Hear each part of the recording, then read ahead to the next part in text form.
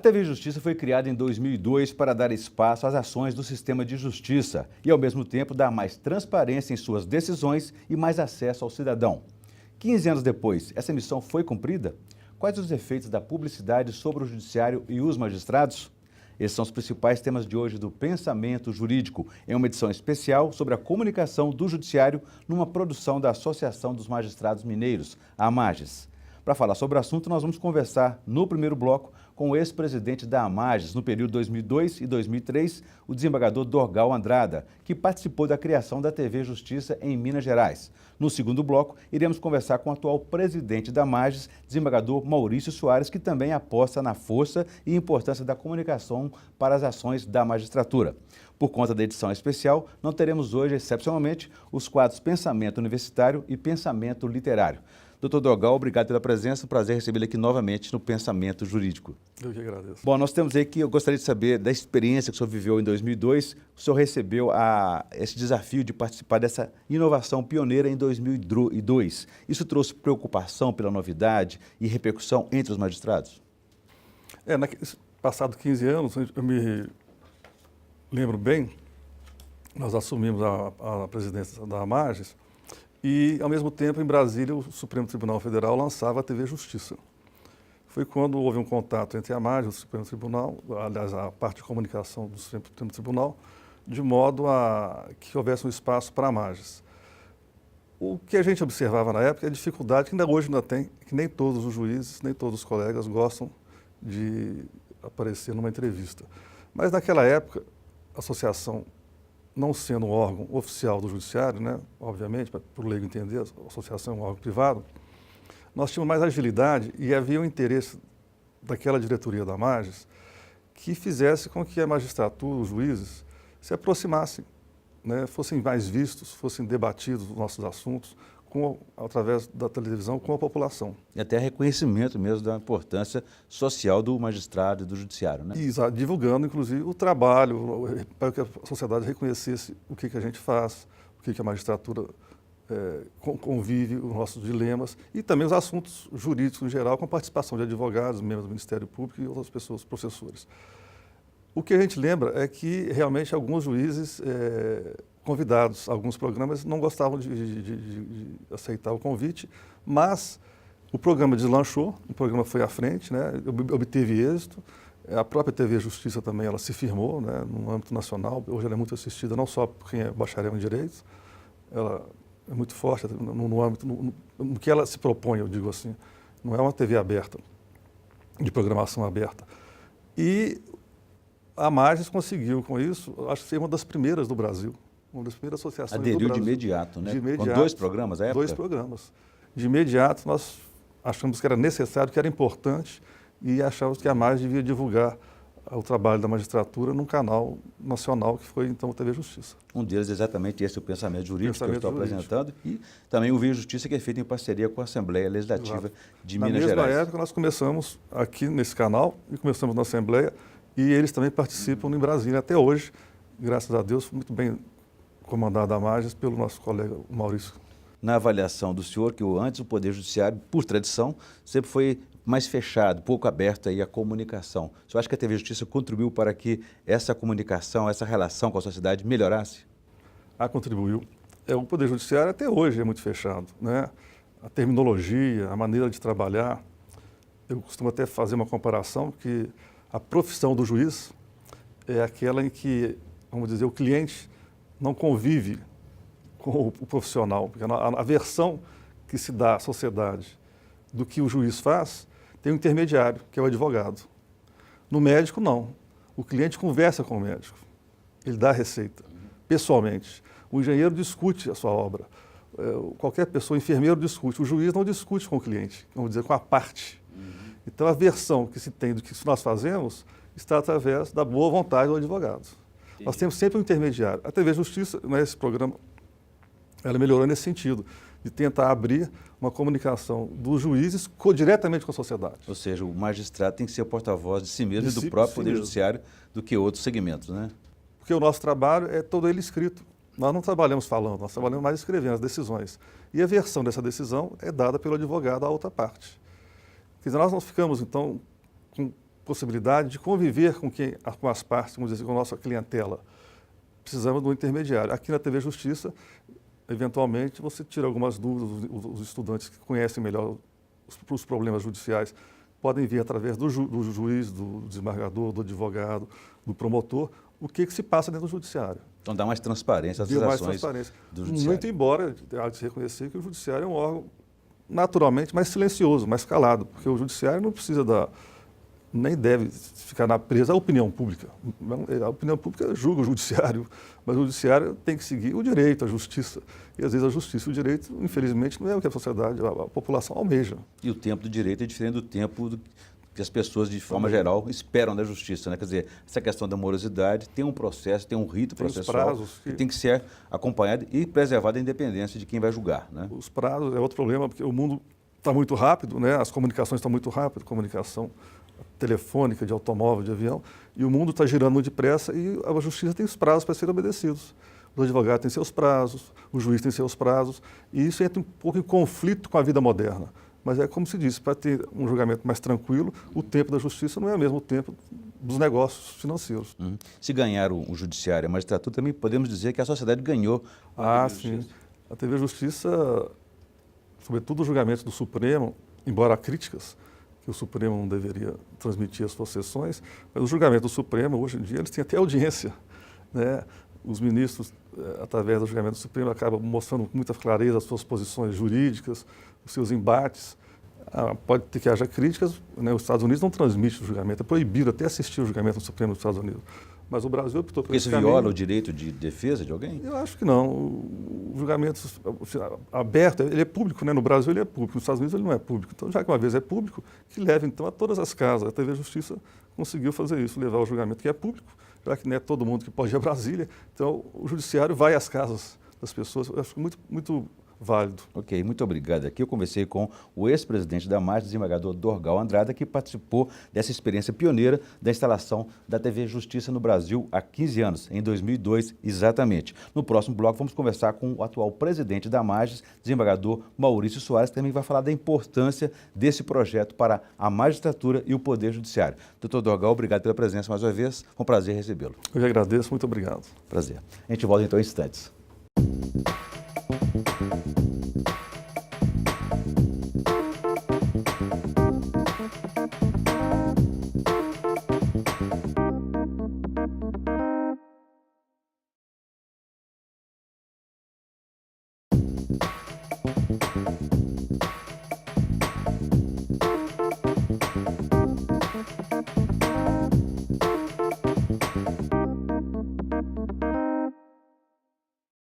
Estamos de volta com o Pensamento Jurídico, uma produção da MADES. Hoje uma edição especial para destacar os 15 anos da TV Justiça no Brasil.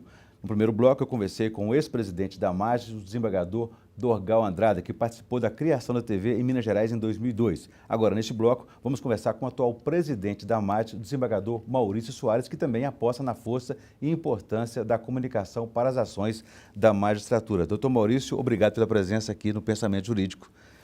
Gostaria que você começasse contando para a gente aqui. A gente sabe que no início foi difícil, como falou aqui há pouco o doutor Dorgal, sobre as dificuldades da novidade da comunicação na vida dos magistrados. Gostaria que o senhor falasse um pouco sobre esses desafios e a importância, a influência que a comunicação trouxe para a vida dos magistrados em relação com a sociedade. O Poder Judiciário ele sempre ficou atrás dos demais poderes, do Executivo e Legislativo, no que tange essa comunicação com o público, com o povo, né? E essa oportunidade que nós temos através da TV Justiça, através da TV de um modo geral, é muito importante, que trouxe esse diálogo, trouxe o juiz, o Poder Judiciário mais próximo, mais perto do público, né? E que é o destinatário final de tudo que se faz no judiciário, né? Então é importante que ele tenha esse contato, que ele saiba o que está acontecendo, o que o Poder Judiciário faz, para que serve o Poder Judiciário.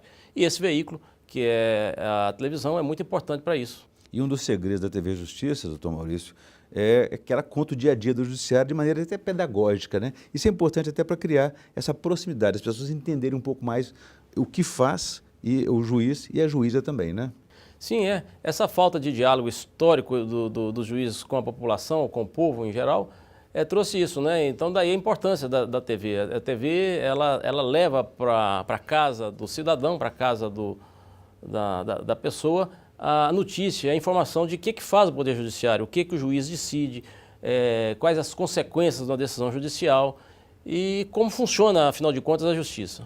Pode-se dizer, então, que a TV Justiça é um bom exemplo de que o juiz e a juíza não falam mais só nos autos, né? Eles falam também fora dos autos. Sim, e como eu disse, sempre foi importante que o juiz fale também com a população, né? Que transmita à população as informações e leve à população a segurança de que a justiça está trabalhando, a justiça está fazendo a sua parte e que está entregando, afinal de contas, a justiça a todo mundo. Um dos aspectos que eu acho bastante interessante da TV Justiça é essa produção descentralizada, né? Todos os estados participam, e Minas é um exemplo disso, que desde o início está aí com 2 programas, de forma que não fica aquela informação só de Brasília, de cima para baixo, né? Sim, e afinal de contas, o Poder Judiciário, a base do Poder Judiciário, que é a Justiça Estadual, que são os juízes que ficam nas comarcas, é que tem essa ligação mais próxima com o povo e com a população, de um modo geral. Em Brasília, fica um pouco afastado dos estados. Então, é muito importante que os juízes do estado, os juízes daquela comarca, façam esse diálogo com a população local. Não só pela presença, mas também pelo volume de ações, né? Mais de 80% das ações que tramitam no país relacionam-se com a Justiça Estadual. Sim, em termos de capilaridade, a Justiça Estadual é a maior que nós temos. 80% das ações que tramitam pelo país, ela tem origem, ela está com o juiz estadual, com a Justiça Estadual. Por isso que é importante que o juiz estadual transmita essa notícia, informe as ações, o dia a dia do Poder Judiciário. E essa é a mesma razão pela qual também a Justiça Estadual é responsável diretamente pela Justiça Eleitoral, não é isso? Sim, exatamente em razão dessa capilaridade, em razão de o juiz estadual alcançar os rincões aí do estado e do país inteiro, é que é confiado a ele, ao juiz estadual, à Justiça Estadual, a direção, a organização da Justiça Eleitoral. E o que boa parte das pessoas não sabem, doutor Maurício, é que o judiciário, o sistema de justiça não é composto apenas do Poder Judiciário, né? Integram o Ministério Público, a Defensoria Pública, a Advocacia e até mesmo as forças de segurança, como a Polícia Militar, a Polícia Civil. Enfim, nesse caso, a TV Justiça, ela compreendeu essa realidade e deu espaço para todos, porque o Ministério Público também tem espaço, a Defensoria tem espaço na TV Justiça, né? Sim, o Poder Judiciário se completa com o Ministério Público, com os advogados, né, e com a Força de Segurança Pública, né? Então é muito importante que todos eles tenham voz, todos eles falem e todos eles façam esse diálogo com o povo. Eu até comentei com o doutor Dogal aqui no bloco anterior sobre a importância que isso teve para a sociedade. Quer dizer, além de beneficiar o judiciário no sentido de aproximar mais do cidadão, permite que o próprio cidadão conheça melhor os seus direitos e acesse melhor a justiça, não é isso? Ou de maneira mais correta, menos, digamos, predatória, né? Sim, a base de tudo hoje, de qualquer setor da sociedade, é a informação, né? O cidadão bem informado é aquele cidadão que conhece os seus direitos, né, e que vai, então, pleiteá-los, vai buscar esses direitos onde quer que seja no judiciário, no legislativo, no executivo, né? Então, essa informação que a gente passa através da TV Justiça ao cidadão é importante para que ele tome conhecimento também de quais são os direitos deles e como ele faz para buscar esses direitos. A TV Justiça, doutor Maurício, é reconhecidamente a primeira no mundo a transmitir ao vivo, né, as sessões de julgamento de uma Suprema Corte. Isso trouxe uma polêmica muito forte à época, ainda é uma polêmica. Outros países até seguiram essa tendência, né? O senhor acha que isso traz algum risco para a decisão final, para o julgamento? Não traz risco e nem pode trazer, né? As decisões judiciais, elas são afastadas, elas não podem sofrer influência da opinião pública, né? O que a TV faz, nesses casos do judiciário, é mostrar para o povo como funciona, como está sendo decidido um processo, é trazer essa informação que a gente tem no mundo de hoje, uma informação muito ágil, muito rápida, né? Então é importante também que as decisões judiciais, dentro do possível, sejam transmitidas, sejam passadas imediatamente à população, ao público. Muito bem, eu conversei aqui com o presidente da AMAGES, desembargador Maurício Soares, e falamos aí sobre a importância desses 15 anos da TV Justiça para a sociedade, também para o judiciário e para os magistrados. Doutor Maurício, obrigado pela presença, foi um prazer recebê-lo aqui no Pensamento Jurídico. Estão às ordens. Muito obrigado. No próximo bloco vamos fazer uma seleção dos momentos marcantes históricos aí do pensamento jurídico nesses 15 anos de TV Justiça. A gente volta então em instantes.